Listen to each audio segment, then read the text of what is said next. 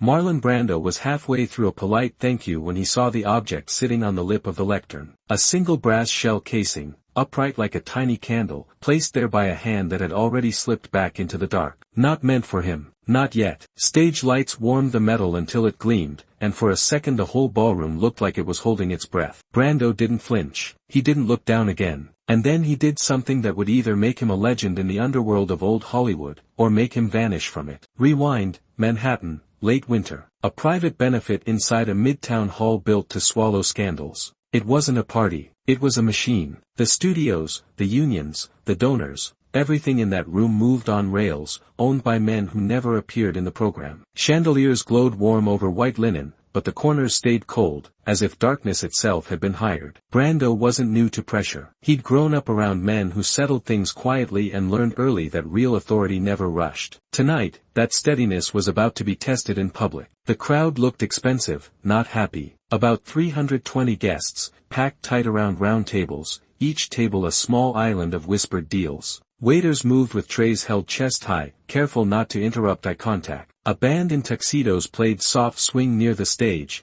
the drummer brushing lightly, like he was afraid to wake something. On the closest tables, steak knives lay perfectly aligned beside folded napkins, silver catching the light like small warnings. Every few minutes the room breathed as one, a surge of murmurs, then a sudden flattening, like someone had pressed a hand over the conversation. Behind the last row, near the service doors, men stood without drinks, hands folded, scanning the room instead of enjoying it. Attempt A arrived as if it were a courtesy. A slim messenger in a gray suit stepped up the side stairs, stopping one step below the stage like a man approaching an altar. "Mr. Brando," he said, smiling without warmth, "a friend would like you to wrap it up after the next paragraph." Brando kept his gaze on the audience. "Tell your friend to practice waiting." The messenger's smile tightened. "He's not used to it." Brando nodded once. "He can get used to it." The messenger left, but the silence he carried stayed behind. At table 6, someone tried to laugh, a bright little sound that died before it reached the next table. A spoon touched a glass, one accidental chime, and even that felt too loud. The shell casing on the lectern remained upright, catching light every time Brando shifted his weight. A man near the dais wiped his palms on his trousers,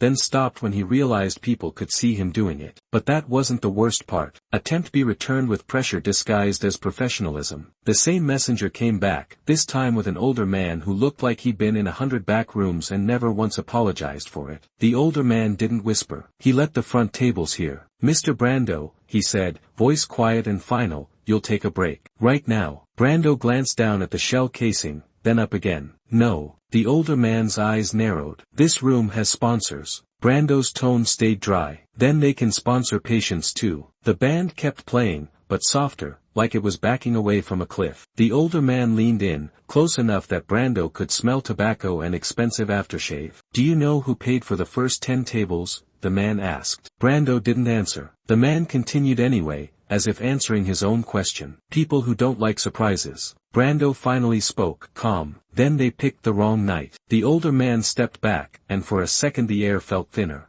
He didn't know it yet, but the room had already chosen a side. Attempt B wasn't finished. The older man produced an envelope, thick paper, unmarked, edges sharp as a blade. He didn't hand it over. He held it up like evidence. "Read it," he said. "Then you step down." Brando didn't reach. He didn't blink. "No," he said again, softer this time, which made it worse. The silence after that answer was louder than any threat. Across the room, a cluster of men in dark suits stopped clapping mid-motion, hands suspended like they'd forgotten what applause was for. Someone's cigarette trembled at the tip, ash holding on too long. A waiter froze with a tray of black coffee, then backed away without serving. Near the exit, a man touched 2 fingers to his ear as if listening to a wire, then dropped his hand when he noticed people noticing. In the kitchen doorway, staff whispered without sound, lips moving like fish behind glass. And then the real message arrived. Attempt C came from someone on Brando's side. The event manager, a woman with a clipboard and a smile stretched too tight, reached the stage and spoke without looking at the audience. "Marlon," she whispered, "please. 2 minutes backstage. Just 2. Brando kept his hands on the lectern, fingers still. Who's asking? Her eyes flicked toward the rear wall. People who don't ask twice. Brando nodded as if he'd heard the weather report. Then they can learn something new tonight. That was when the rules changed. The countdown to the public arena began. 7:02 p.m. The lights warmed slightly, flattering faces, hiding sweat. 7:05, a section of seats on the right side, about 20 chairs, filled with men who weren't on the guest list. Their suits matched too well. Their shoes were too clean. Their hands stayed empty. A maitre d' whispered to a waiter, and the waiter's face drained as if he'd just been told not to breathe.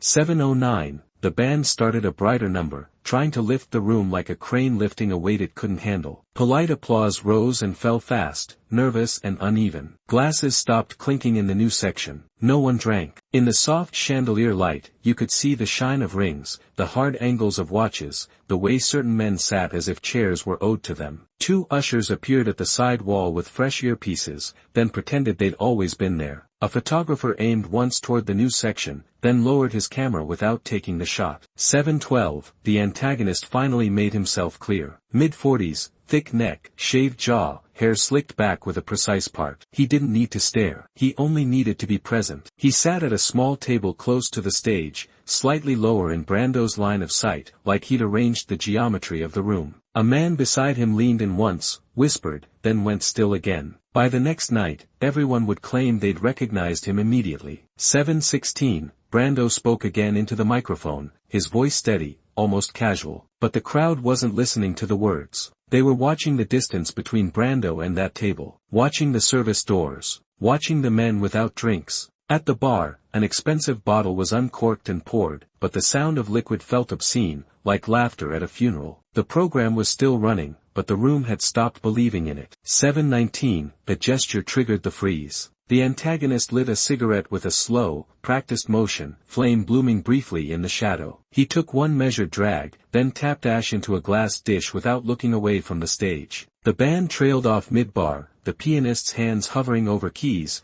unsure whether to continue. Silence fell so clean you could hear fabric shift as people sat straighter. This was the moment it stopped being a rumor. Brando leaned into the microphone. "Ladies and gentlemen," he said, calm, "we're taking a break from the planned program." The host beside the stage stiffened, smile collapsing like paper in water. Brando stepped down, not fast, not slow, moving as if he had all the time in the world. He walked straight toward the table. And the room watched, because once you watch, you become involved. Brando stopped at the edge of the antagonist's table. He didn't loom. He didn't crowd. He simply placed himself where everyone could see both faces at once. "If you've got something to say," Brando said, voice level, "say it where everyone can hear it." He lifted the microphone slightly, not like a weapon, like an invitation that couldn't be refused without looking small. That was the moment it stopped being a private threat. The antagonist didn't stand right away. He stared at the microphone, then at Brando, then out at the room full of witnesses. His power had always lived in hallways, inside doors, in envelopes held just out of reach. Now it was under chandelier light. He rose slowly, smoothing his jacket, and the cigarette smoke curled around his face like a veil that couldn't hide him. He took the microphone, but his hand hesitated, feeling the weight of being heard. His voice came out low. "You're making this messy." Brando's expression didn't change. "You made it messy when you brought props." A few people exhaled at once, like a wave. The antagonist's eyes narrowed, searching for an angle that didn't exist anymore. Because in public, angles become evidence. The non-violent flip completed itself without a sound. The antagonist realized he couldn't threaten a man in front of this many important faces without threatening all of them too. He handed the microphone back as if returning stolen property. Brando accepted it, no triumph, no grin, just control. Then he turned and walked back to the stage, the room splitting open for him like water for a ship. Applause started late and cautious, like people testing whether clapping was still allowed. The band resumed, but quieter than before, as if music had learned fear. Brando didn't mention the shell casing. He didn't mention the envelope. He simply continued, finishing his remarks with the same tone he'd begun with, as if the interruption had been part of the script. A few guests clapped too hard, too long, then stopped abruptly when they realized they were revealing themselves. But everyone in the room knew it hadn't been part of anything. After the segment ended, the hallway behind the ballroom felt colder. Painted cinderblock walls. A narrow runner carpet that smelled faintly of cleaning solution. Stagehands stood near stacked chairs, pretending to focus on cables. Brando stepped into the corridor, and the noise of the gala became muffled, distant, unreal. A red exit sign buzzed softly, and the hum sounded like a question nobody wanted answered. The antagonist approached privately, alone this time, no crew behind him. Up close, his eyes looked tired, not wild. He kept his voice low. A producer thinks you humiliated him. He thinks you enjoy humiliating people. Brando tilted his head slightly. He enjoys humiliating others. The antagonist's jaw flexed. He has friends. Brando nodded once. So do I. It wasn't a threat. It was a statement of reality.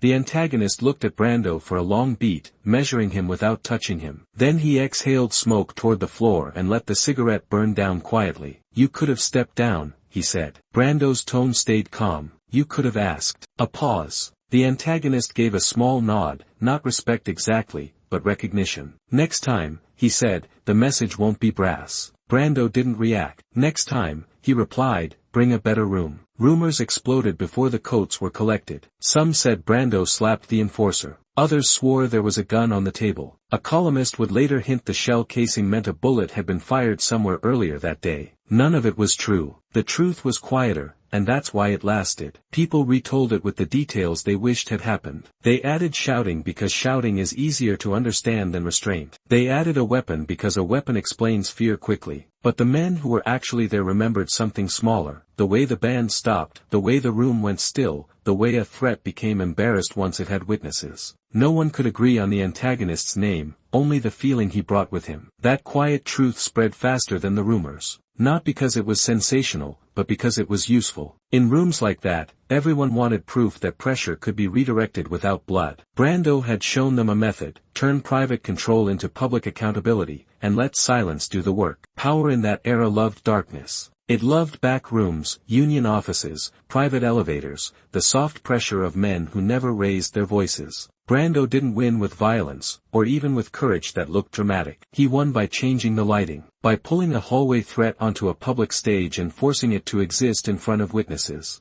In the end, the shell casing stayed where it had been placed, upright on the lectern, reflecting chandelier light like a tiny mirror. A stagehand eventually removed it with 2 fingers, careful, as if it might be hot. Brando never looked back. He simply stepped off the stage edge into the corridor, leaving the room to sit with the most dangerous sound it had heard all night: silence. Later, when the chandeliers cooled and the last coat disappeared into the night, the lectern looked ordinary again. But anyone who touched its edge could still imagine that small brass cylinder standing there, catching light like an eye that never blinked.